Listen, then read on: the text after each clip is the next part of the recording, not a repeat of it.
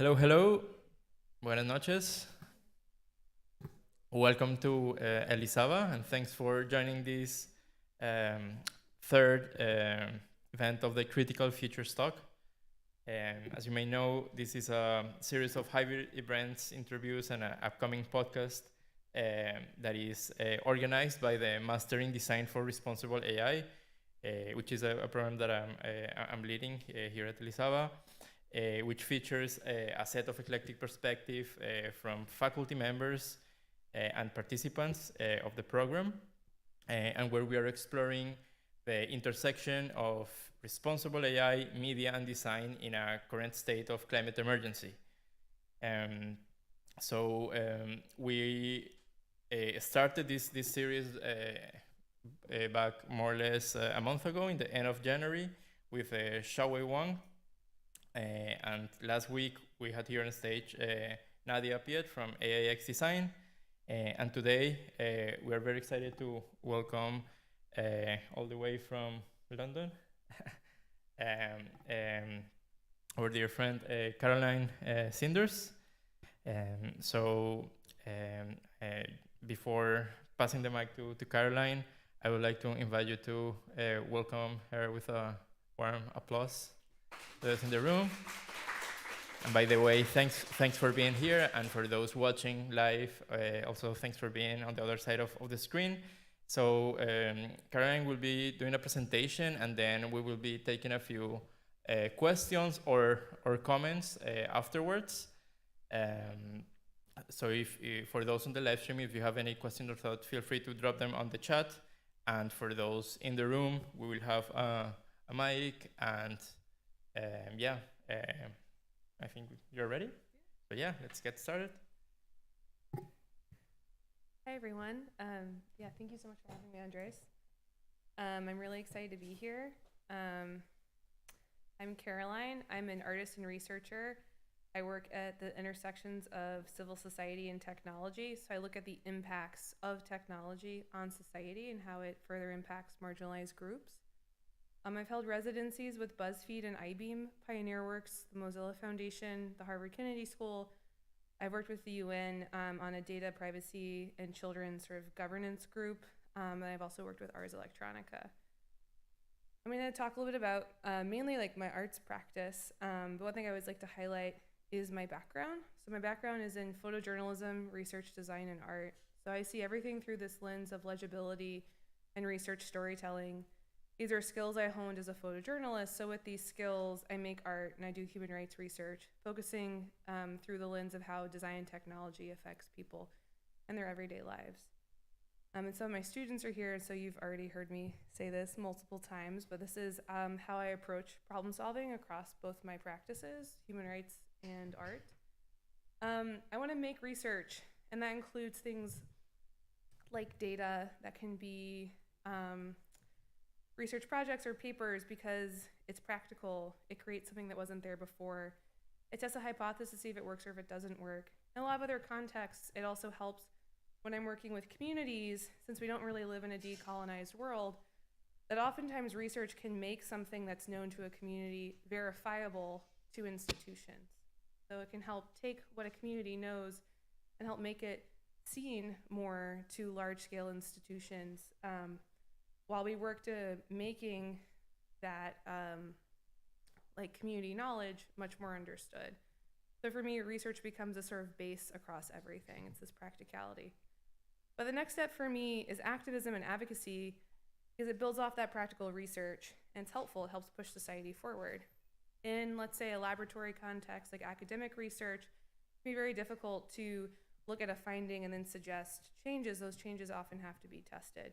And where I work in civil society, one of the most important things is sort of looking at what we've learned from research and what are suggestions that communities have and that we have with them. And so this activism and advocacy of thinking, how do you sort of galvanize this research towards change? What does that change look like? How do you name it? How does it impact policy? That for me is the advocacy and activism that is incredibly helpful to push society forward. So it builds on top of that research. But lastly, for me, I have to take the activism and research and turn it into something else, which is art. Just as poetry, I feel, is necessary to help the world function, art can sort of do things that at times advocacy and research cannot do. It can help make visible invisibilities. It can help make tangible policies or recommendations in a way that emotionally resonate with people. It can help visualize things that cannot necessarily be easily visualized just from words or language alone. So for me, this is the process of thinking how research, activism, and art all sort of form together, how they all sit with each other, sort of this sort of pyramid of approach. Another way to describe this practice is research-driven art. So for me, this is art that is shaped and driven by research, be it quantitative or qualitative. I work with data, but I'm not a traditional data visualizer, but I could be. But a way to think about it is, what if you made technology-based art, but with the same principles of photojournalism? So like photojournalism, research-driven art uses specific structures and a sense of purpose to constrain it. These constraints work much like how the skeleton works. While they stabilize the practice just as the ribcage stabilizes the body, they do not define the entire practice nor keep it moving from flexing on its own. In this way, the research I do stabilizes and shapes my art, but it does not dictate the outcome. Or a better way to think about that is, research guides what I'm making. I don't often start an art project knowing that the outcome will be, let's say, like a sculpture or a painting or an installation. Research and the iterative process of research sort of reveals to me like what the artistic outcome is from what is sort of found within the research. This is kind of an opposite way of working from more traditional contemporary artists, where they might sort of stay within something within their wheelhouse. If you're a painter, you might continue to paint, right? For me, the research and the topic sort of have to reveal what the medium is as the output. And I think this is incredibly important.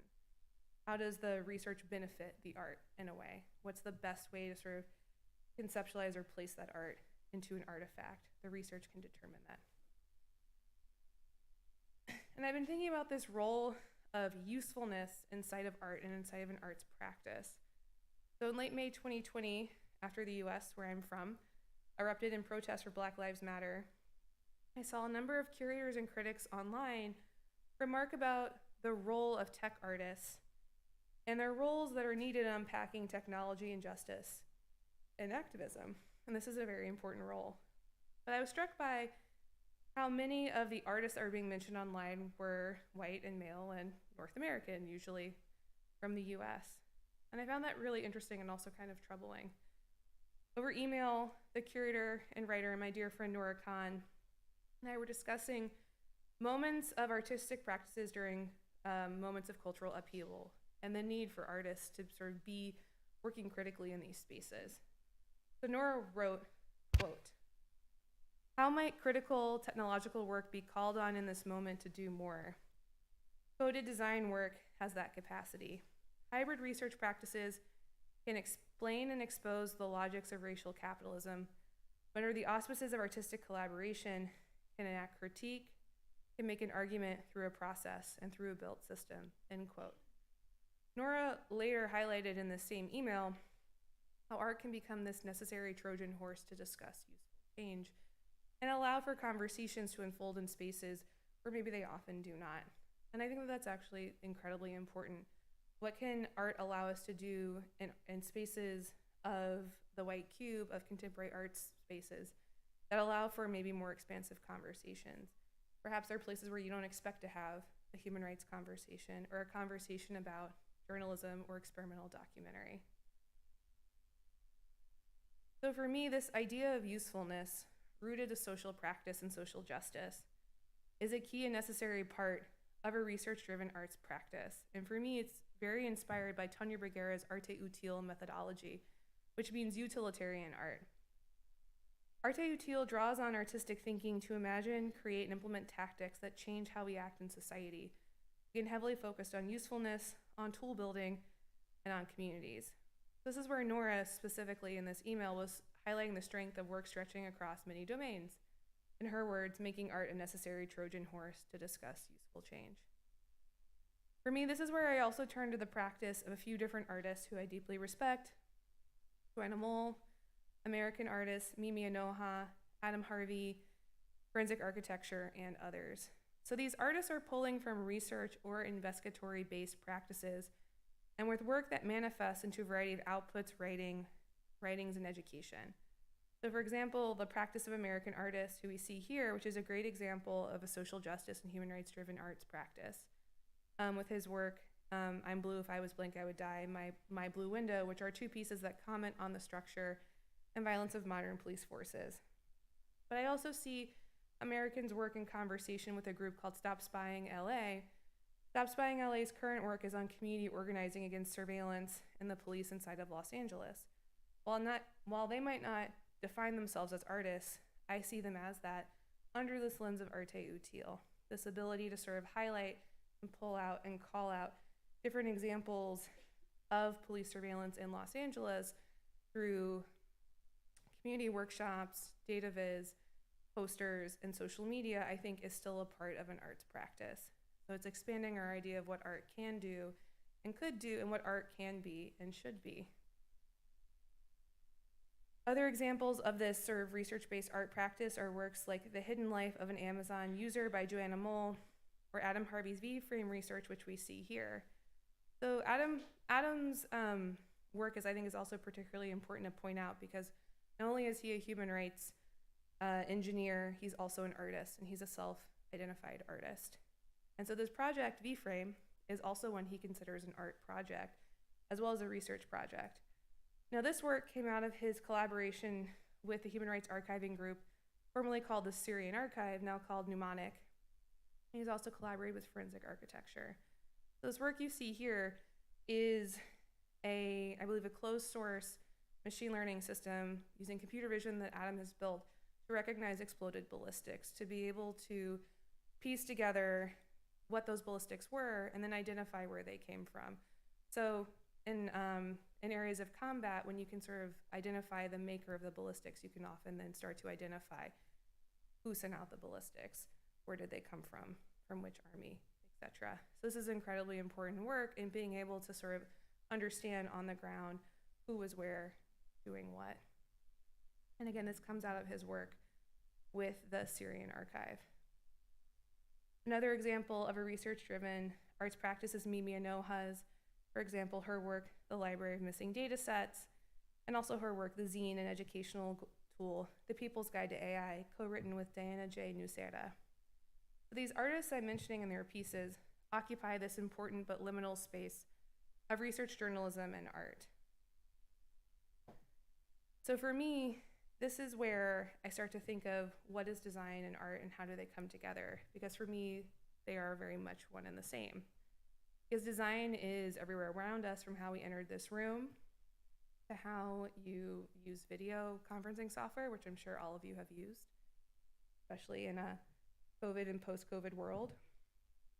But so many things are designed around us, even more, like literally everything, including to why we can or can't block people on Slack, to how information is presented to us on Twitter, to again, this physical world we're in, how you entered this building. This slide is a cheeky nod to Don Norman in the design of everyday objects, but effectively in the design world, we have this assumption that design is universal, seamless, and intuitive when it's not. In some cases, like these doors, design makes objects appear that they function one way or another when they don't. And I think design matters when we talk about things like technology, because design is this equalizing force that distills code and policy into understandable interfaces. Design is a translator of what's happening technically inside of software, and a translator at times of what policy is or isn't doing. Design can elevate and obfuscate. Design can mistranslate. Design doesn't have to be a truthful translator. So design can mislead us inside of experiences unintentionally or intentionally.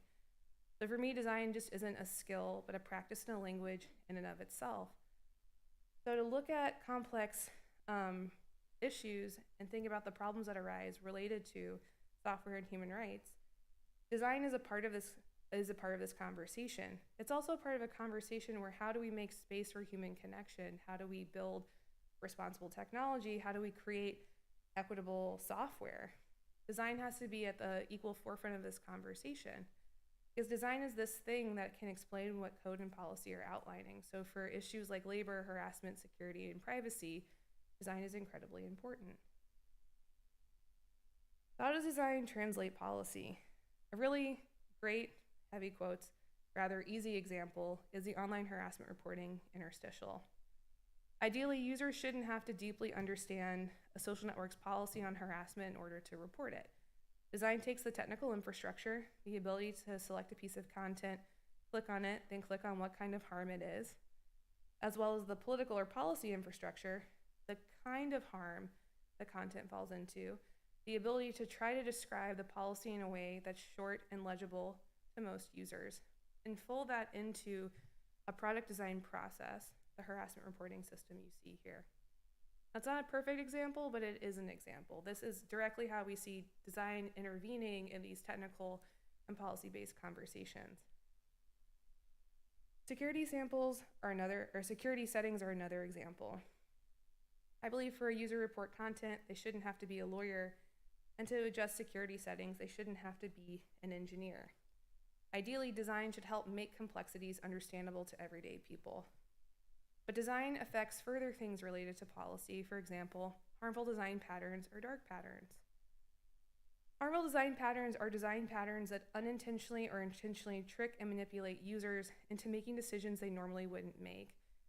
And you might have heard of them because the past few years they've been focused on in general press publications, and they're also mentioned in the Digital Markets Act or the DMA here inside of the EU.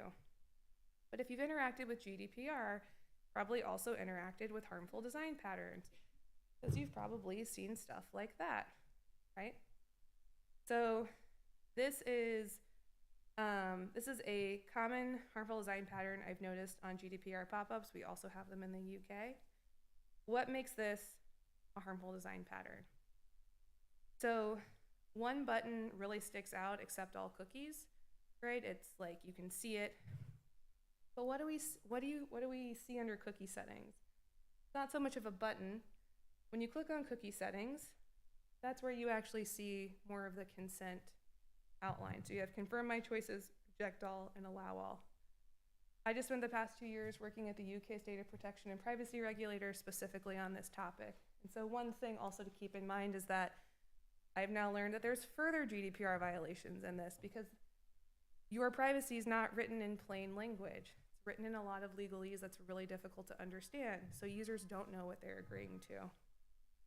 So inside of these two steps, you have multiple kinds of harmful design patterns. These are not presented equal in hierarchy. They're not straightforward. You're nudged to hit a certain button. And also, it's not really outlining what it is you're agreeing to give up or not give up. So why design? Where I like to ask, can a door be political? Can an interstitial be one? And I would say yes. Can they be art? Well, perhaps. This is where the conversation gets kind of tricky. What can art do, and what does it do differently from design? Art can transport us. It's poetic.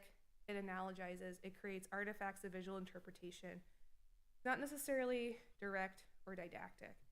It does things differently from design, or rather it aims to achieve different things.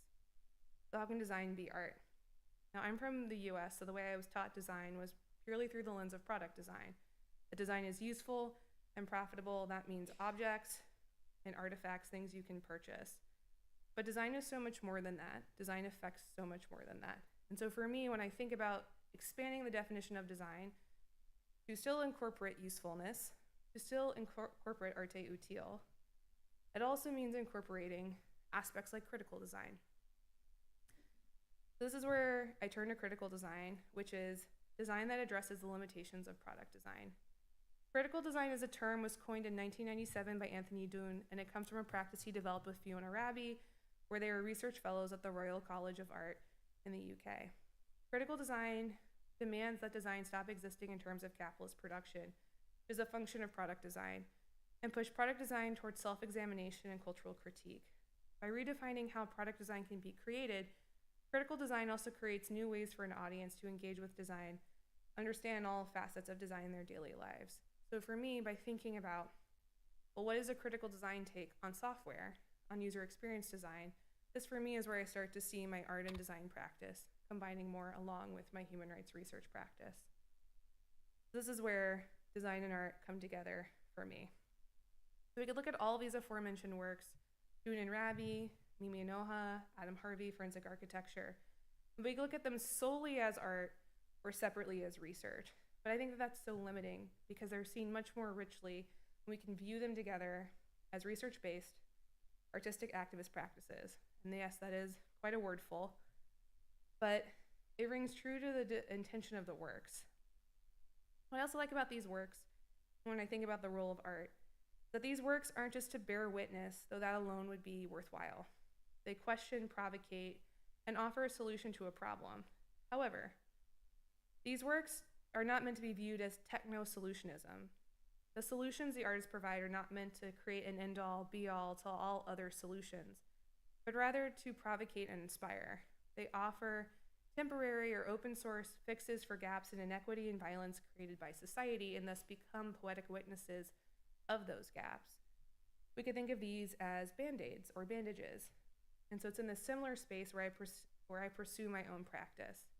Band-aids exist as necessary provocations or patches, while participatory design and work with artists, human rights researchers, activists and technologists, and communities can overhaul systems or remake them together.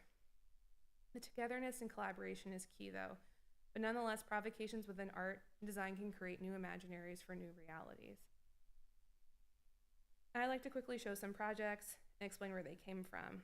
So I've spent the past, I think almost 12 years now looking at something called online harassment and online gender-based violence. And it's inspired an art project of mine called Social Media Breakup Coordinator, in which I enact a gig economy therapist related to social media anxieties. But this directly came out of my work of looking at the affordances of technology. Do UX and UI decisions mitigate harassment? Can they amplify it? I think design has a role to play in online gender-based violence. Think about if you're being harassed. What does the system allow you to do? How do you create safety in that space? Can you? How safe can you be from the affordances of the tool? Some of my research focuses on the harassment of everyday users and then journalists and human rights activists. People who are facing very large threats like governmental censorship and surveillance, and all the way down to these sadly more regular forms of everyday harassment, like toxicity and threats. This research has been supported by different organizations like the Harvard Kennedy School and the Open Technology Fund. It's also inspired many other pieces of work I've done, such as this project with Hyphen Labs in 2019, where we were selected as the lead artist for the Tate Exchange at the Tate Modern in a project called Higher Resolutions. So for 2 weeks, we created a kind of biennale of sorts. We used interactive works. We curated talks from international technology experts and workshops to examine the state of power and privacy online, from widespread surveillance to online harassment, to how AI is shaping human culture and relationships, and the threats emerging technology can pose to human rights. Artists and speakers hailed from Amnesty International, Change.org, the BBC, and other international organizations. One of the reasons I was so excited to work with Hyphen Labs was the ability to bring in policy researchers and political activists and watchdog groups directly into our artistic collaboration. It's important when creating activist and social justice work as artists to avoid replicating unintentionally work done by activists in the field. Instead, we can directly work with those activists.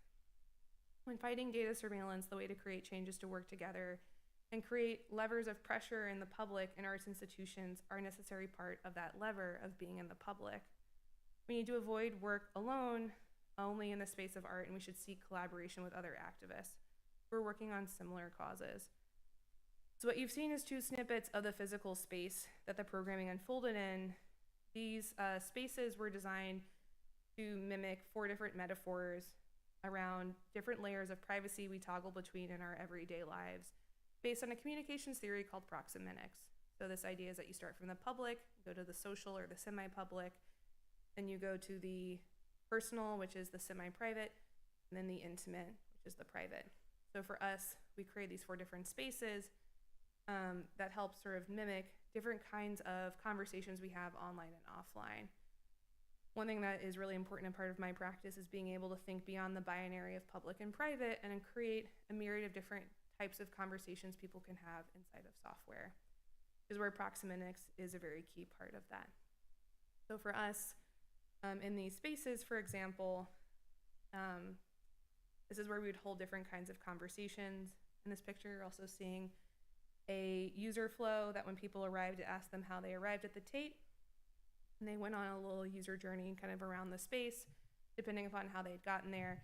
That ended up outlining all the different kinds of technology and surveillance they'd interacted with to reach the museum. So did you take the tube or the bus? Did you pay with a credit card or an Oyster card? For a lot of you here that are not from the UK, London is an incredibly surveilled city full of CCTV cameras, so there's no way to reach the Tate, even if you live next door, without facing some level of surveillance. Surprise. But part of that was also trying to playfully highlight that. So that's a large part of this exhibit, was introducing the museum goers to these different concepts. Switching gears, I'm going to talk about another project of mine called Feminist Dataset, which started in 2017 as a response to the many documented problems in technology and bias in machine learning. I consider this a critical design and research project, and it looks at harm and bias in machine learning through every step of the machine learning process from start to finish, including data collection, data training, model generation, neural network creation, and eventually some kind of new form of user interface, because the project has to be situated in something. And the project is inspired by the work of the maker movement, critical design, arte utile, and the NGO APC's feminist principles of the internet. The Feminist Dataset is this multi-year project using Professor Kimberly Crenshaw's intersectional feminism as a framework for investigating machine learning. It's trans-inclusive and also focuses on racial justice. The thing that makes it perhaps less of an art project, at times more of a research project, is that it's process-driven. So the outputs of the project, or the artifacts, are actually these workshops on data and machine learning. The workshops here are key because they're a mechanism with members, like with participants, to think through, well, what does community-driven equitable data collection look like? What does data cleaning look like? What should it look like? So the workshop become these conduits to sort of build up the principles of Feminist Dataset, to build up the frameworks. A lot of times in the workshops, not only do we discuss what intersectional data is, we have to define it and then find that data. We talk a lot about Professor Kimberly Crenshaw's work, the creator of the term intersectionality. But we also unpack intersectional feminism in writing. For example, let's look at an article about income inequality. An intersectional feminist article would highlight that white women, black women, indigenous women, Latina women, and trans folks of different races are paid different amounts. So an article that simply represents all women as a monolith is not intersectional and cannot be in the data set. So effectively, even our way of surfacing data is quite slow. It's very intentional. You have to sort of think about the subject of the text you're submitting, to then go and read it and reflect on, is this intersectional? Like, how is it actually linguistically and structurally written? And then within our workshops, this is where community members can submit written data. It can be any kind of text. It can be poems, blogs, transcripts of conversations, stuff they've written inside of the workshop itself. The only time my hand as the creator appears is to remove non-intersectional data, and I'm extremely firm about this. Metaphorically, Feminist Dataset operates in a vein very similar to Thomas Thwaites' toaster project, which you see here. So this is a critical design project in which Thwaites builds a commercial toaster from scratch, from digging up his own iron ore in his backyard to creating plastic inside of his kitchen. I don't know how he did that, but he did. To making his own iron for this. And this technically works. So that's like kind of the point of critical design. It works. I don't know if you should eat toast out of it, but it works. So I show this because metaphorically, or actually computationally, Feminist Dataset is as sort of misshapen as this toaster. Like, our data set is not perfect. The tools we use and make are also very handmade, even if they're software. Feminist Dataset cannot scale up to the size of Google. And I would argue it probably shouldn't. That would not be a feminist intervention. I don't know if feminism can survive at the scale of Google, or at least embody what feminism should be. But the point of Feminist Dataset is to sort of figure out, what does it mean to thoughtfully make with machine learning, to sort of make on a smaller scale, to carefully consider every angle of making, iterating, and designing. So the point isn't so much that it has to work perfectly. It's just, what do we learn when trying to make something work? I think every step of the machine learning process needs to be thoroughly re-examined. So in our case, through this particular intersectional lens. And like Thwaites' toaster, every step has to technically work. Maybe it doesn't work at scale, but it has to technically work. So a current iteration of VMNIS dataset is called TRK, or Technically Responsible Knowledge. Is this playing? Which is an open source project that examines wage inequality and creates an open source alternative to dataset labeling and training in AI. So this is like us focusing on the next step. Once we have this data, how do we train it? How do we clean it? And how do we sort of train it for a model? This is us now looking at the systemic issues around labor and invisibility and the creation of maintaining data structures. TRK was funded by the Mozilla Foundation and was created with Cade Diem, Ian Arnaud Fuma, and Rainbow Unicorn. I started this in 2019, where I interviewed research labs, artists, and startups who use Mechanical Turk-style services, which are called microservice workers. And I interviewed microservice workers across Crowdflower, Fiverr, and Mechanical Turk. I even became a Mechanical Turker myself for a few months in 2019 and across 2020. So TRK is this alternative open source tool for dataset training and labeling. Any of you could use it. You can go fork our code. And so dataset training and labeling is a time-consuming but integral aspect of machine learning that must be completed in part by a human. You can't really outsource it totally yet. A large part of the tool, which you saw on the previous page, is the wage calculator, which is designed to help visualize a livable wage for those that are completing the tasks.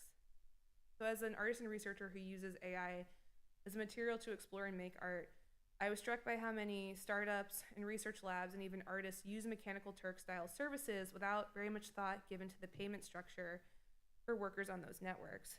Mechanical Turk and similar platforms have had well-documented cases of horrendous worker-related issues, such as severely underpaying people. In many instances, if a lab or individual is trying to price equitably, the interface of Mechanical Turk works against it. And the way it does that is it's asking for the price per task, but it's not asking how long does the task take. So you might think 10 cents is a really good price for something that you think takes 3 seconds of work, but does it actually take 3 seconds to label the image? Does it actually take a minute? Is a minute priced at 10 seconds a fair amount of pay? What does someone earn in total of that pay? So this is what our calculator does, is it asks you to sort of highlight or guess or say the amount of pieces of data, how long the task takes, and then like what the payment is. You actually can't go below 20 seconds. That's based on a bunch of experiments I did where most tasks end up taking over 10 seconds, but over time, because we're people, you end up working slower throughout the day.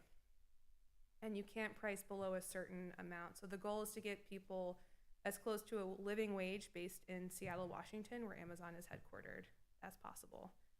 Part of that is because it's actually really hard online to find livable wages for all cities. There's not a great API for that.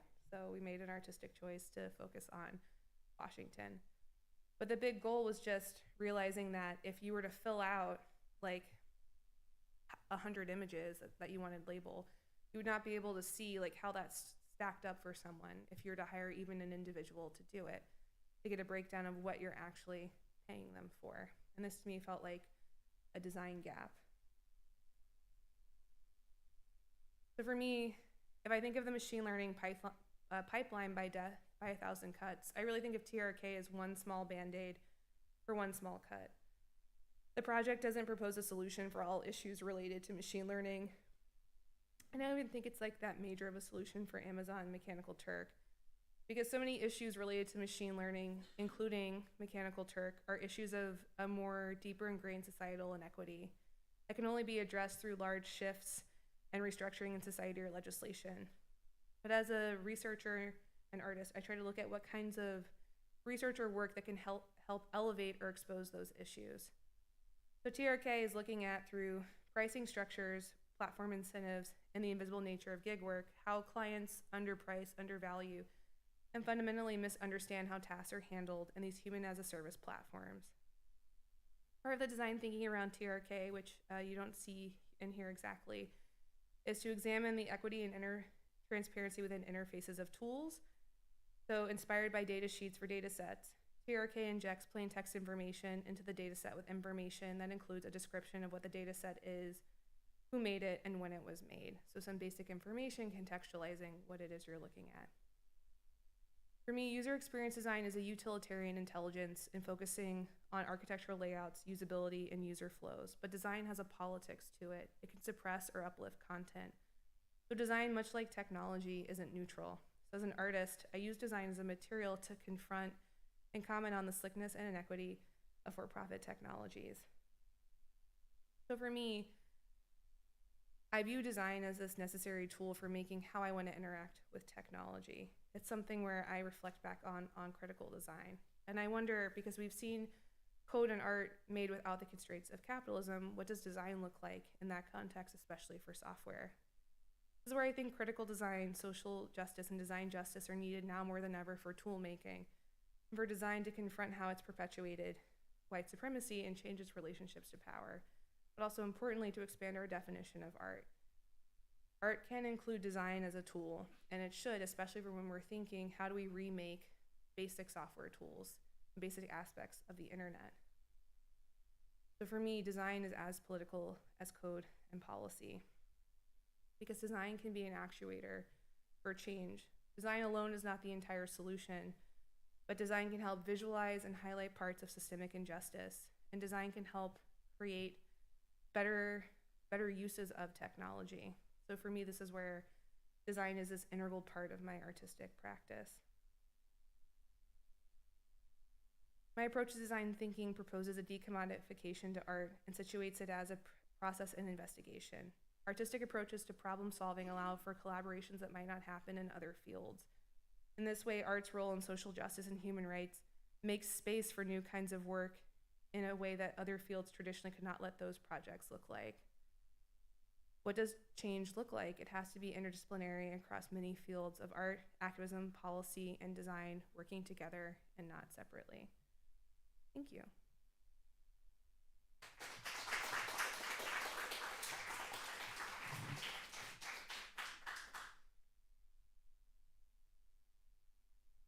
Thank you, Caroline. So if you have any questions or comments, just feel free to raise your hand and I will pass the mic. Jessica, okay. So please, before sharing your question or comment, briefly introduce yourself, if you want, of course. Hi, thank you so much for your presentation. It was very inspiring.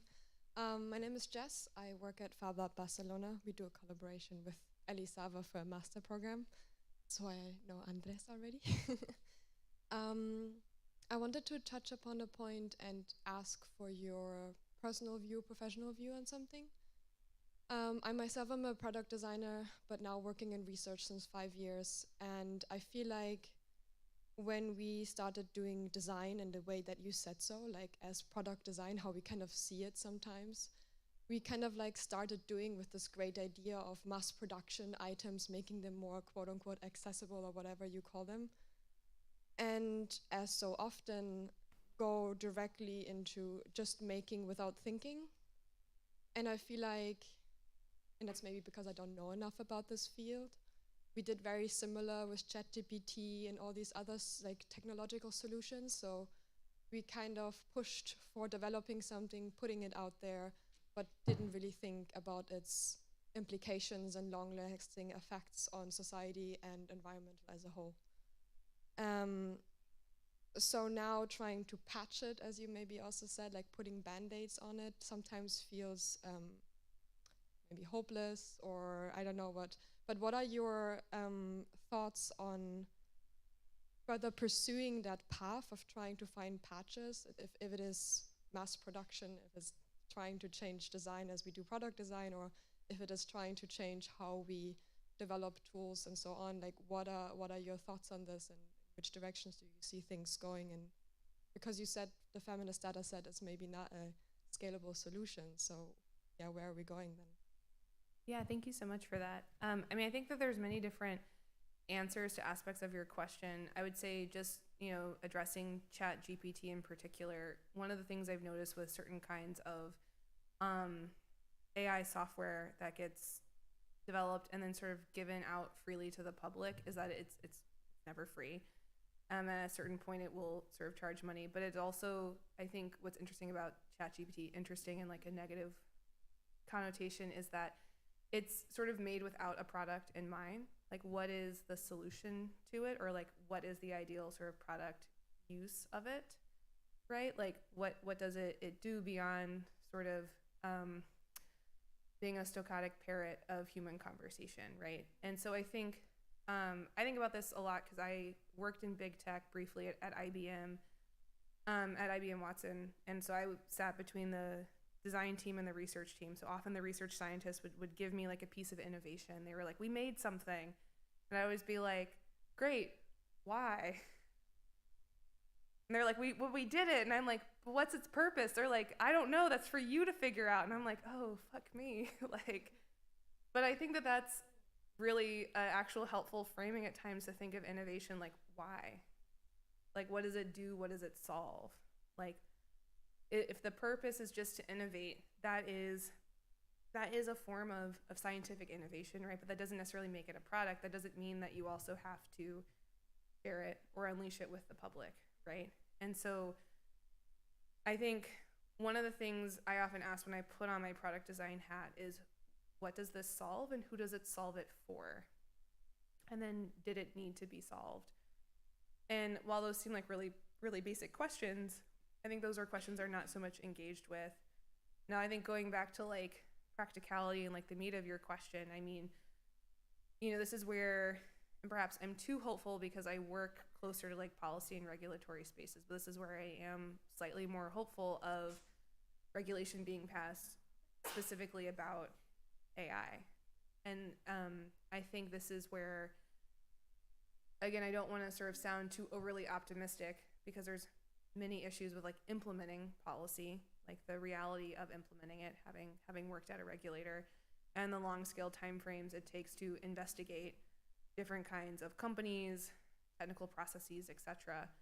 But I do think that some of the guardrails we see coming specifically to AI are somewhat inspiring, especially with the EU AI Act. It'll just depend on how they're implemented and how long those processes take and what kinds of, let's say, historical judgments come out of that from the implementation and investigations. So I try to not have despair about things because there are guardrails. I know that there are many people that are way smarter than I thinking about how do you extend, for example, current existence of copyright, right, in the EU and UK, even without having the EU, or rather without waiting for the EU AI Act to go into effect, or in the UK where we are much slower right now in implementing, AI regulation. Now that's very AI specific. I don't know how to sort of answer aspects of the question if we sort of expand it to physical product design, like furniture, or like environmental impact. I hope that comes into play at some point. It seems to be something that groups like IKEA are starting to think about. I think to be, to be very jaded, I think it's maybe perhaps to stave off like climate impact regulation. But I wouldn't be surprised if in 5 or 10 years that is like something we start to see is requirements for companies in terms of like their own ecological or environmental footprints, or thinking about how goods are so quickly made and then very easily destroyed when they don't sell. So again, I'm trying to not be overly naive, just trying to think about the conversations I've been privy to and also conversations I hope are happening. But I think for those of us in this room that are working in a much more design specific context, I do think small change can sort of start with us and in the spaces where we work in, and how do we reflect a responsible methodology. So that can include thinking about what are we making and why and who's it for, and what is the impact of what we're making in terms of how it impacts the environment or how it impacts communities negatively and positively, and what kind of unintended disruptions does it have, and do we have solutions to those disruptions. And big thing I like to sort of tell my past students and soon to be my current students is, you know, if you don't have a solution for that, then like maybe what you're suggesting shouldn't be made, right? If you can't think of a mitigation, if the mitigation isn't currently baked in, then like maybe that thing doesn't get to launch. Okay, those are just, I hope that answered your question.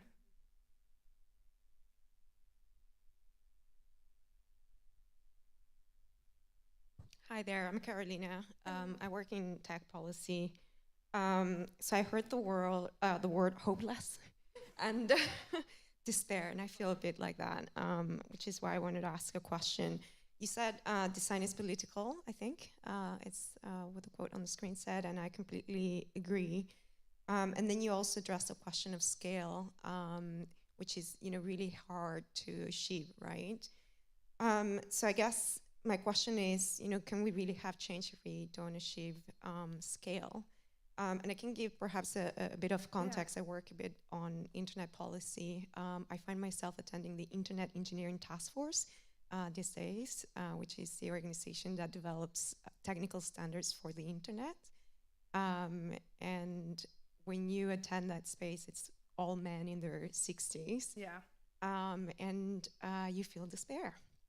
And that's how the internet gets designed, and it's incredibly hard to transform.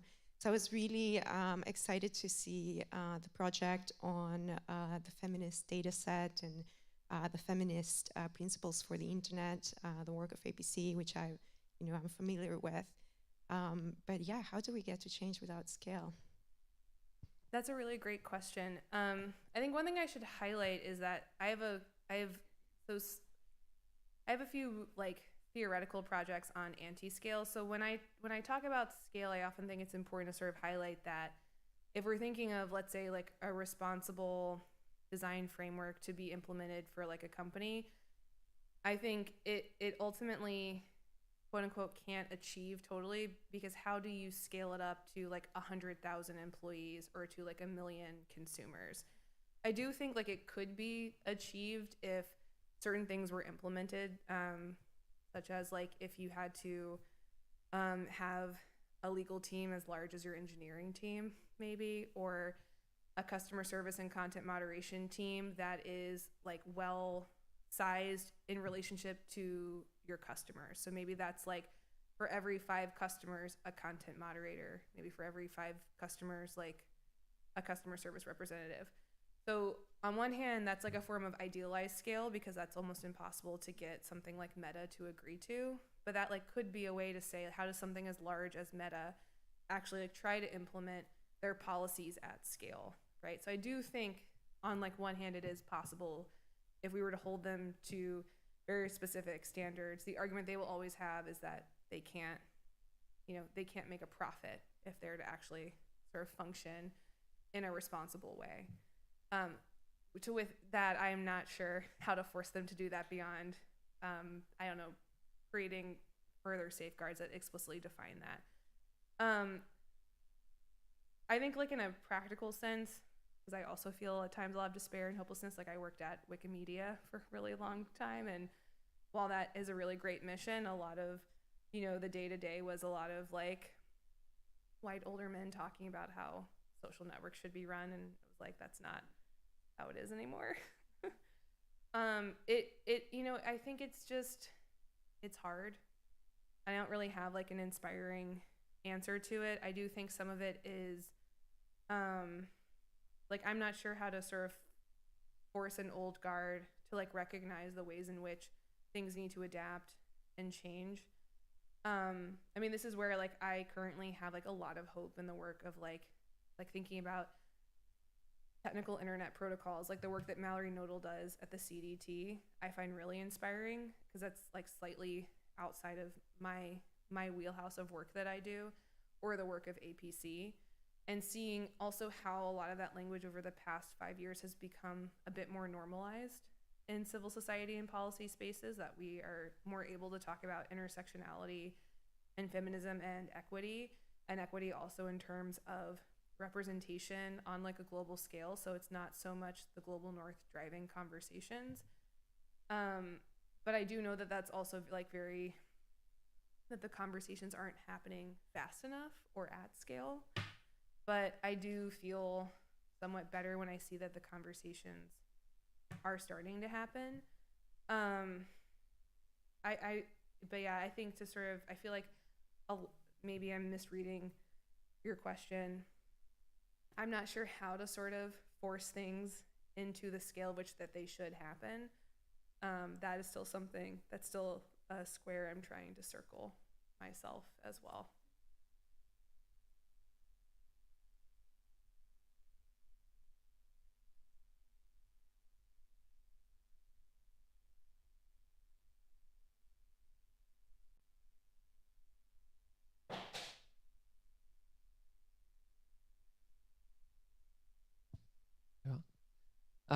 Thanks for the thought-provoking presentation.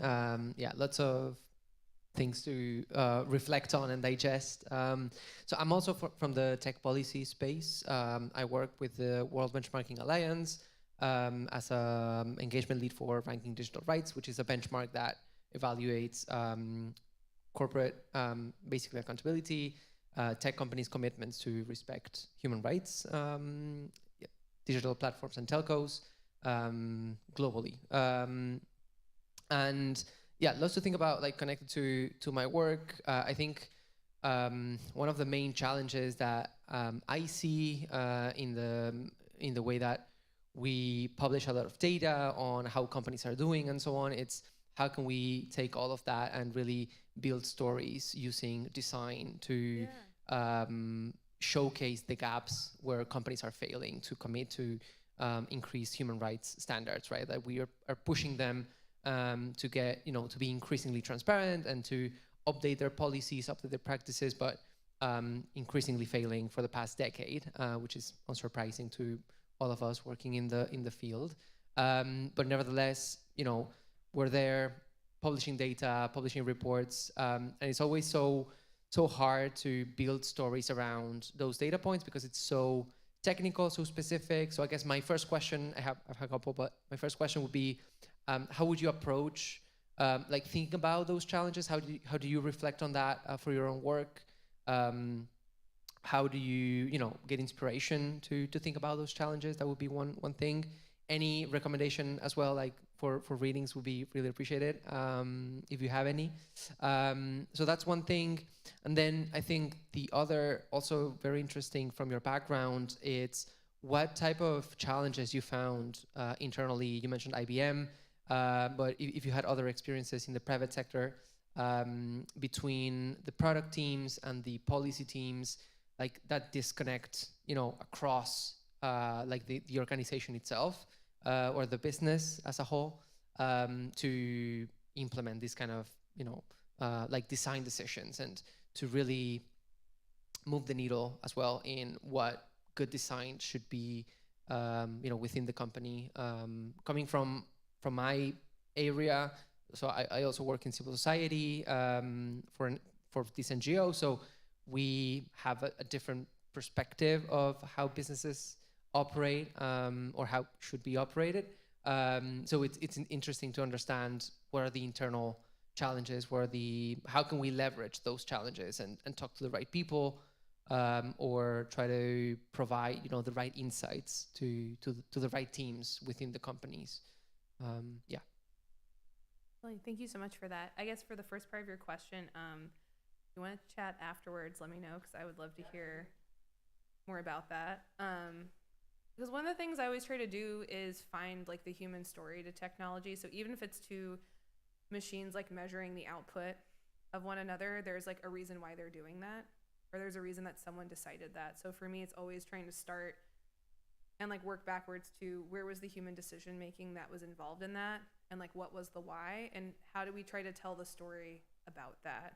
So there's usually sometimes in like the corporate world there's some kind of like really corporate and like boring reason why that's happening, but I still think being able to try to humanize those stories as much as possible is really, really important, because it's doing something for a particular reason, right? And usually that reason we can, like, there is a way to ask more questions to think about its impact and sustainability and whatnot.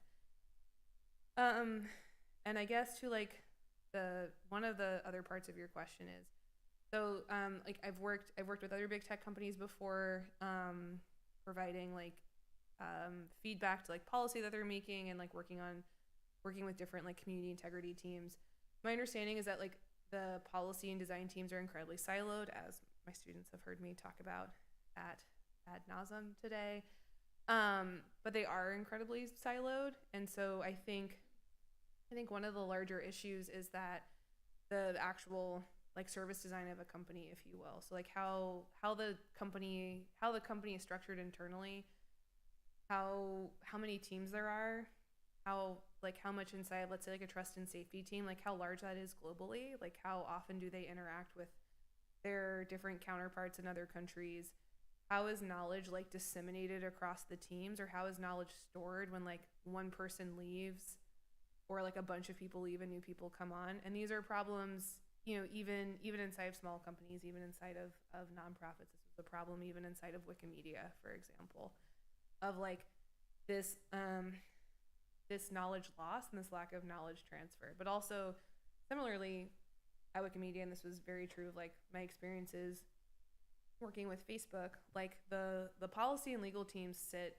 very far away from the design team. So they often have no real interaction, even if you're in like a very friendly environment, like Wikimedia. Like I was really good friends with Jan Gerlach, who is on the policy team at Wikimedia, and I could just like walk into Jan's office like whenever I wanted. But like in the practicality of the day-to-day, the work that I did was seen as so far away from the work that he was doing, even though I was on a trust and safety team, right? And so I think that is like one of the big issues is like having regular check-ins with a policy team, or like we were at times discussing things that maybe needed to be eventual policy changes, and like the way that I would float that to the policy team would be like over drinks at RightsCon, where I'm like, oh, did you know that we're working on this year?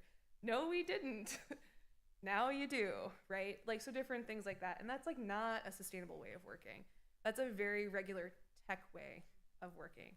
Now, if I were like an employee at like Meta, I would probably not know who's on like the policy team that's like a part of whatever unit I'm under, right? Because there's so many different ones. So I think that's like one of the major issues is like there's all these different kinds of design translations that are needed for policy, which is something I talked about so much today in my class, particularly with current and forthcoming like EU regulation. Like those are policy and design problems. Like how do you create explainability around recommendation algorithms for very large online platforms or VLAPs is a design issue.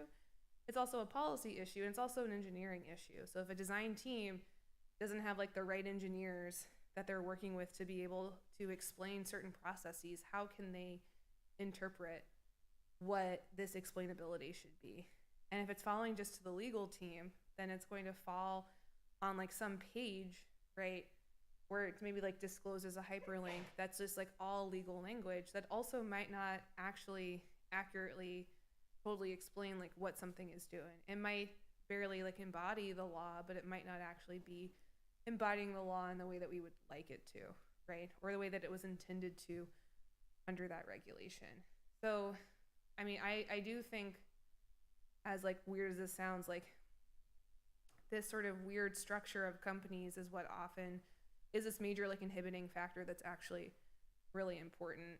I don't know again how to fix that beyond the kind of current setup we have, where it's like, okay, we'll pass a law, okay, it's going to be misinterpreted, okay, advice is going to come out via different NGOs, regulators, and like different commission partners, okay, maybe it'll be reinterpreted again, okay, there's going to be a series of investigations done by regulators and like fines that are issued, okay, we'll see kind of the embodiment of what we wanted like 5 or 6 years later, right?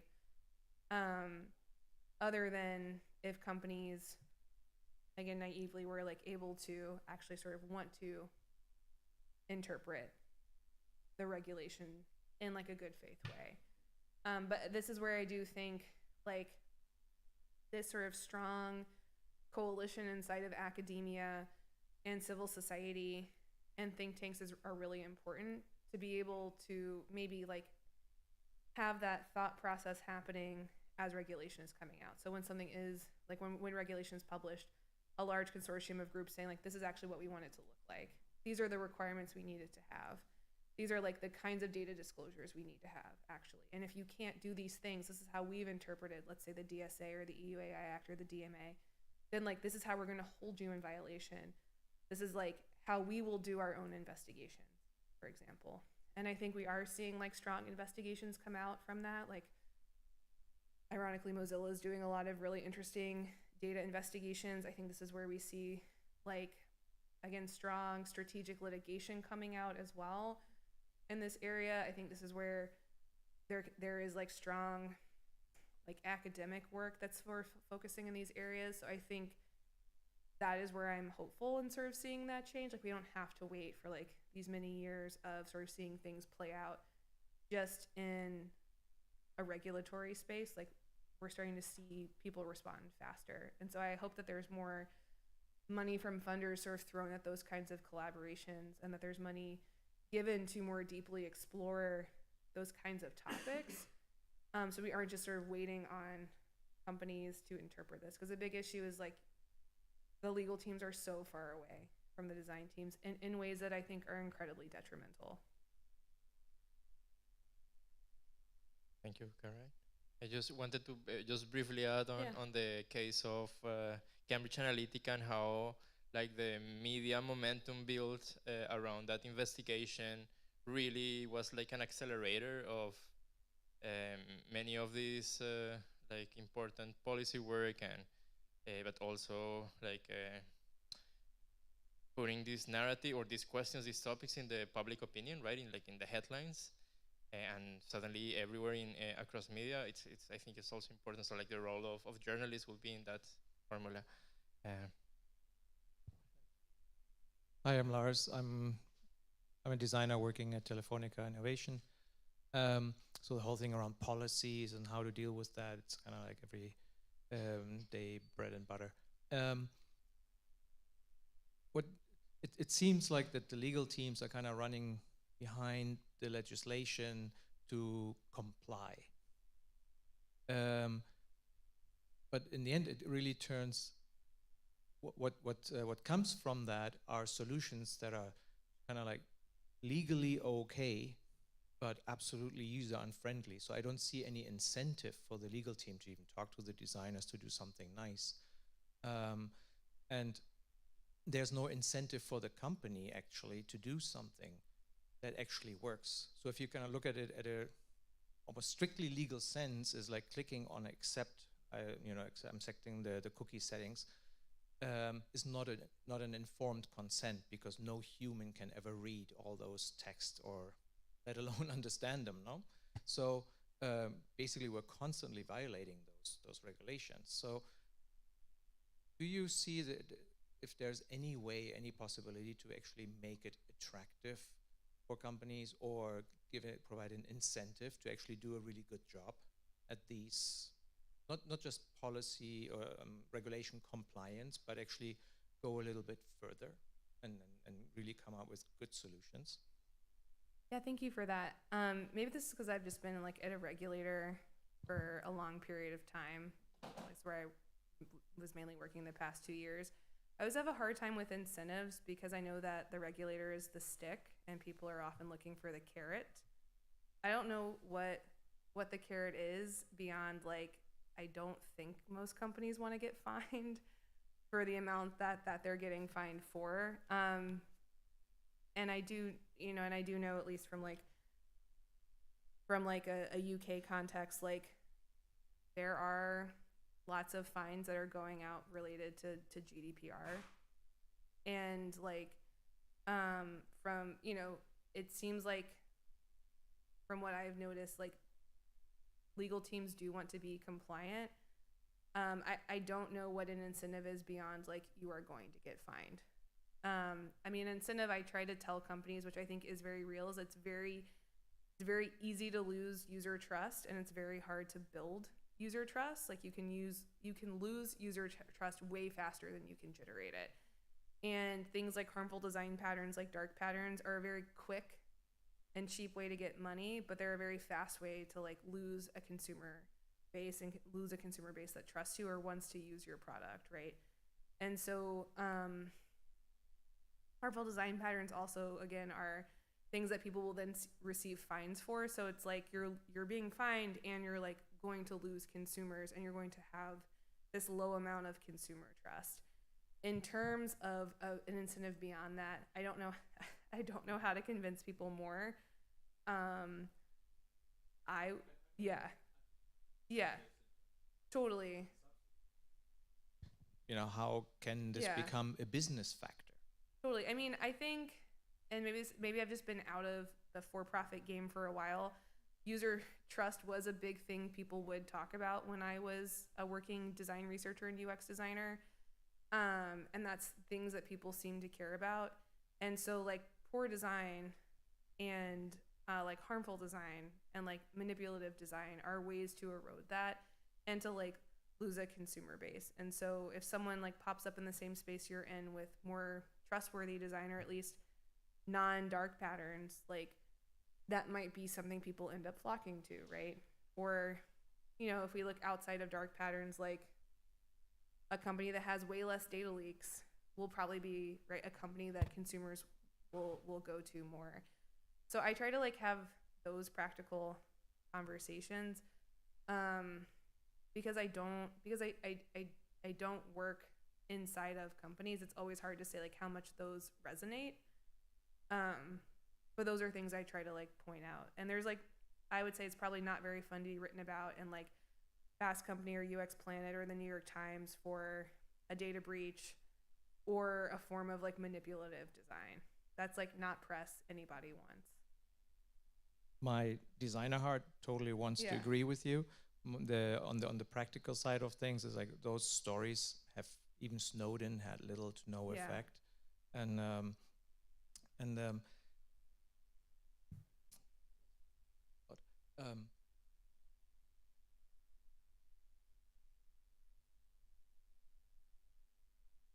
worries. I mean, I also work on like harmful design patterns court cases in the US, which is a very unregulated space. And like, you know, people get massive fines from like some of the different cases I've been on. And I do think that does end up helping, but you also need an aggressive regulator who's willing to go after all of those cases and as many as possible and instill large fines, and then also, you know, make statements that they're willing to back up on this is the kind of harmful design we're going to go after. I got my thought back. Yeah. So on the other hand, the bar is really low. Everybody does those, so nobody's really appalled by it. And then the regulation itself can be really bad, because GDPR, the cookies solution, basically what happened is all the onus, all the burden of controlling things is placed on the one actor, the one stakeholder who's least equipped for it, which is the end user. Yeah. So we're having all these cookie pop-ups and all these things getting in the way. Nobody understands it. Nobody does it. So it was a convenient way between policymakers and industry to say, hey, we did our thing.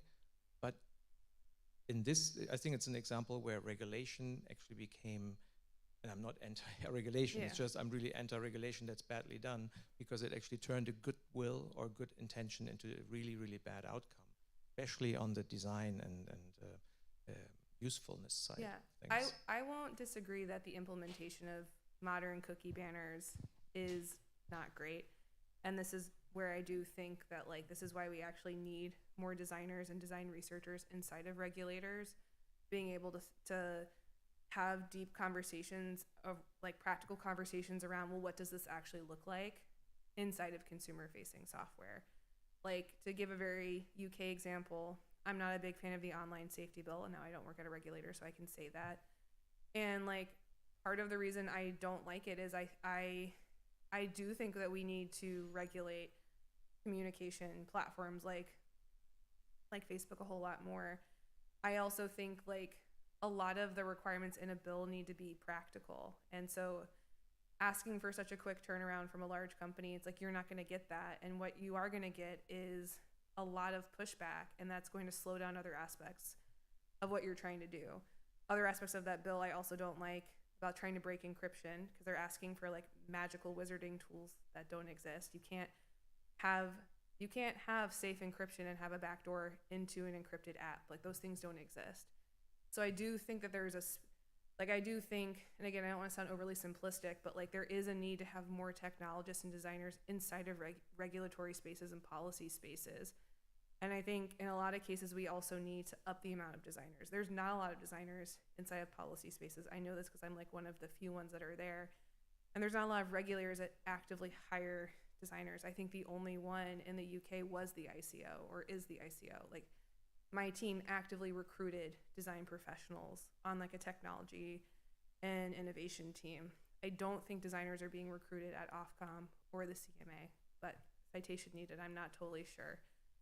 But like, I think that's an issue, right? I think that's a major issue when you're thinking about technology related regulation, of actually thinking about practically, like, what does this look like? Like, what are we asking for? And like, how would we like it implemented? Like, what's the most ideal case of this being implemented, and actually thinking through what does it look like? And that might seem really basic, but that's not something I see necessarily a lot of policymakers doing or thinking about. And I think that has to be done, because otherwise, like, what are we asking for? And what are we trying to do? And like, what are going to be the downstream effects of that, right? And I think your example with like modern cookie banners is a good one. And I will be honest, like, I'm not a big fan of how that was implemented. And I think it does inhibit aspects of what the GDPR was trying to do.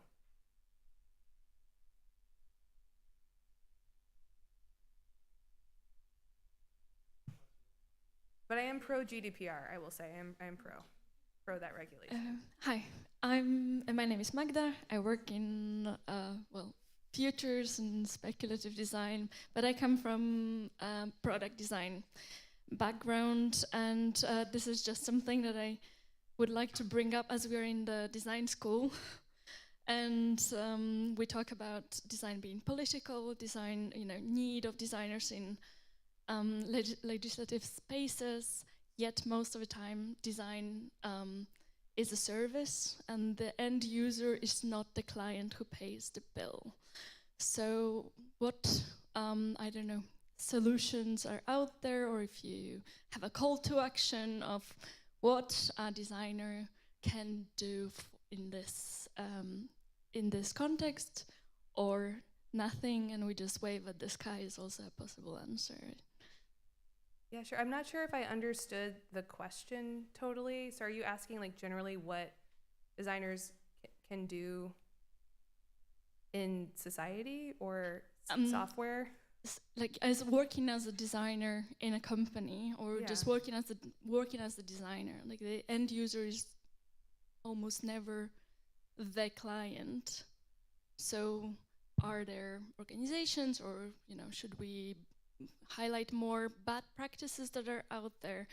But in this conversation, it just reverberated very much like designers have a lot of power, while in a lot of design processes, designers do not have that power. So this is something that I just wanted to bring up, especially as we are in the design school, and we have a lot of this savior complex, or imagination about design being able to save the world.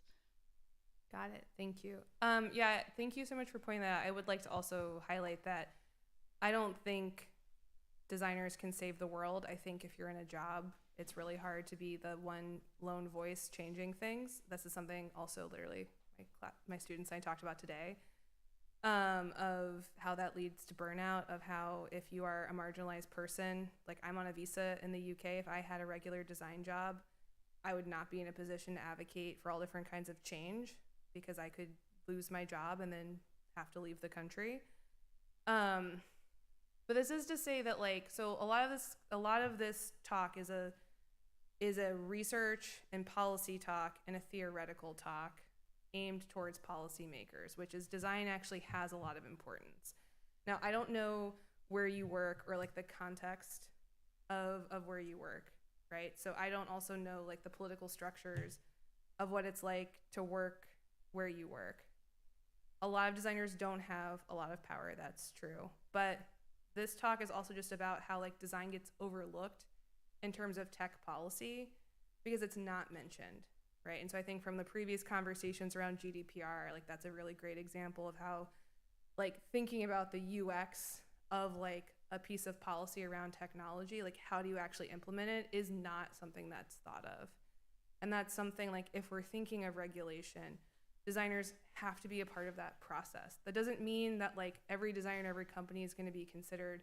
What it actually means practically is like a regulator hires designers, or that a policy team has someone with like design expertise on it who could like think through some of these questions. In terms of what kind of power designers have at work, this is something Harry Bringle, the creator of the term dark patterns that he now calls deceptive design, brings up, and I think it's a very good one, which is understanding things like GDPR if you're based in the EU and UK, and being able to advocate for compliant design, because that actually is something you can do. If you live in the EU or UK and you're thinking about harmful design patterns, or you notice some in your work, at least in the EU, you have multiple laws now that you can reference, the DSA, the DMA, GDPR, and like they're offhandedly mentioned in the EU AI Act. Now, if you feel comfortable or not saying that in your job, that is a totally other thing, right? That is a whole separate issue, because you might work in an incredibly toxic work environment. You might be in a position where you're very new or very low or have almost no power, either structural power in the job itself, depending upon where the job sits, or societal power. But a thing I would recommend is, depending upon, again, what field you work in. So I don't know if you work in software design, you might work in foresight strategy related to furniture design, in which that's kind of out of my wheelhouse. And I know that there's compliance there. So I would suggest like thinking about that as a framework, right? You probably can't make stuff that physically hurts people, I'm guessing, or poisons them, right? Probably bad. But like there are certain things you can pull from. Harry suggests like having a little bit of knowledge about the law in terms of harmful design patterns. I would suggest that as well. And gaining that knowledge, he's like written basic blog posts about it. It's on his website of how like one example of a harmful design pattern, how they're utilizing it under GDPR. I have a paper coming out that also creates a taxonomy of harmful design patterns as mapped to GDPR. And these are like small little, like hopefully little blueprints or maps people can take and be like, hey, like I think we should get legal on this maybe. This might be this kind of problem. But again, you can only say that if you feel comfortable to say that. And I do want to recognize that. And again, not to sound like a broken record, I don't think the law can solve any or all problems. But I have found that sometimes pointing out some of this stuff of like, oh, this might violate X, or oh, should we like get someone else to like sign off on this? Maybe this might be an issue. Like that can be a softer way to start those larger conversations without saying like, I think this violates design justice and like data feminism, right? Like methodologies that we should all be looking at. Sometimes it's easier to start with this much smaller conversation of, hey, do we think that this is legal? And like, should we talk to the legal team? Or I don't know, I used to do a lot of hallway testing in my job where I would just grab different folks and be like, oh, hey, like, by the way, just so you know, I just quickly tested with like 10 other employees here, and like this seemed kind of confusing. Should we maybe look into that? And by the way, should we do something else?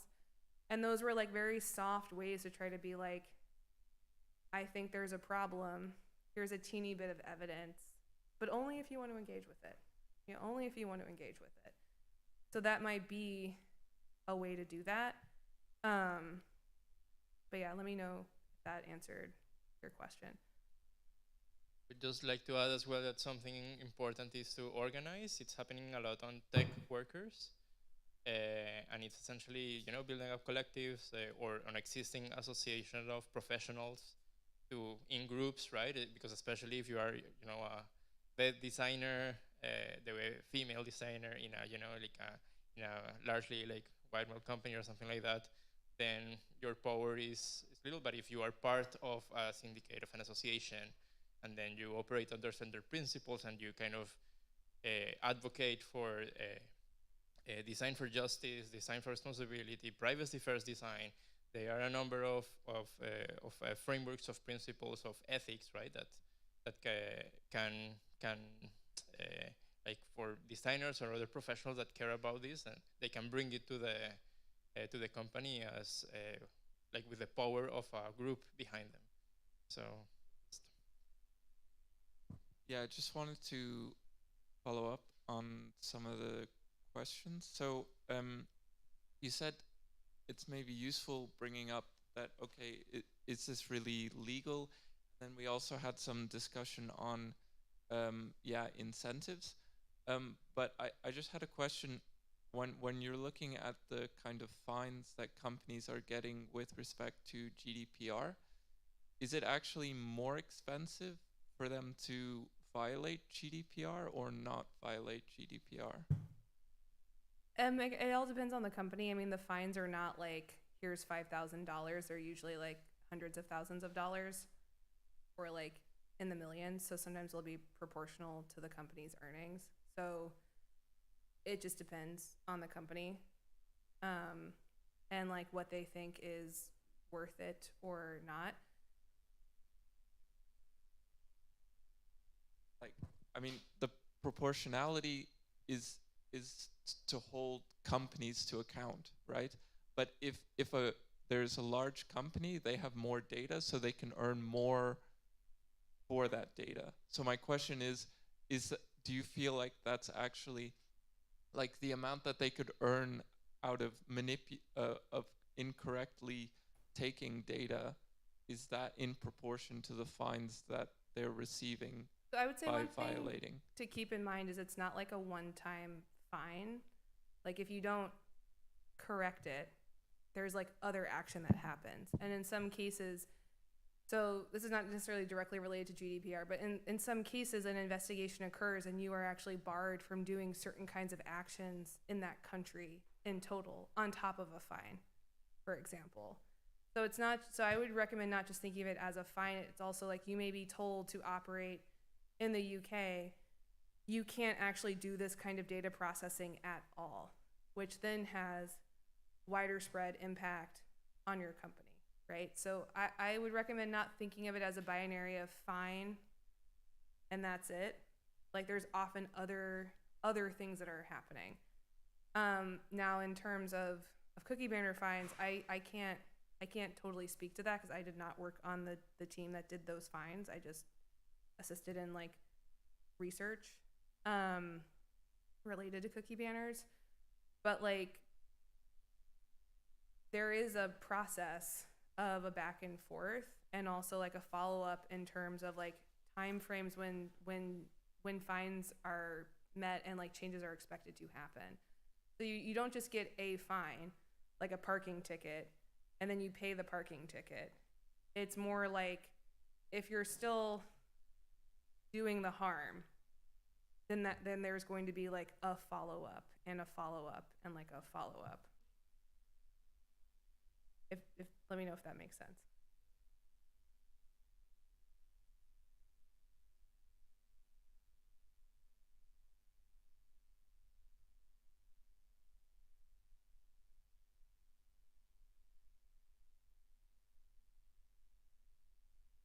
Yeah.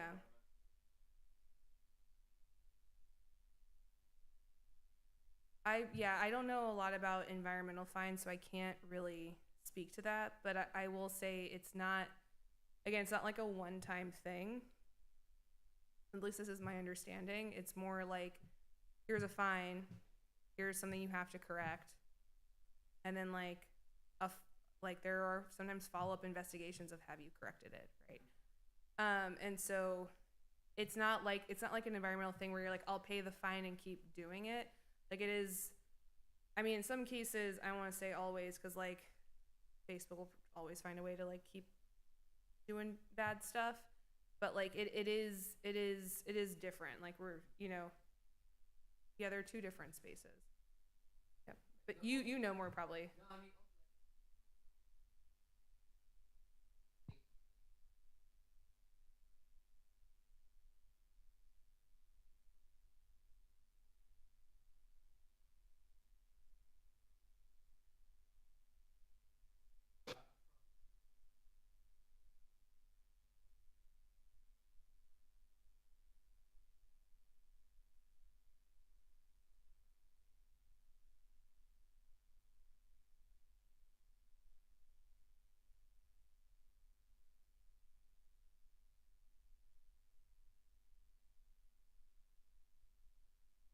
Yeah.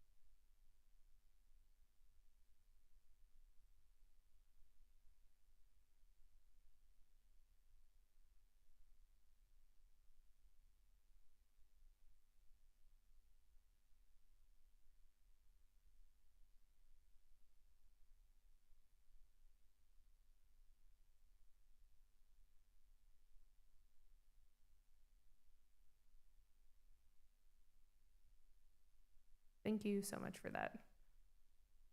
Okay, I think we're done for today. So thanks again, Caroline, for your generosity and for your excellent questions. Thanks for being here. And we invite you to the next Critical Futures Talks with Simone Rebaudengo, the co-founder and creative director at Oyo Studio. So this event is happening on Thursday next week, March 14, same time as usual. So yeah, thanks for being here. See you soon.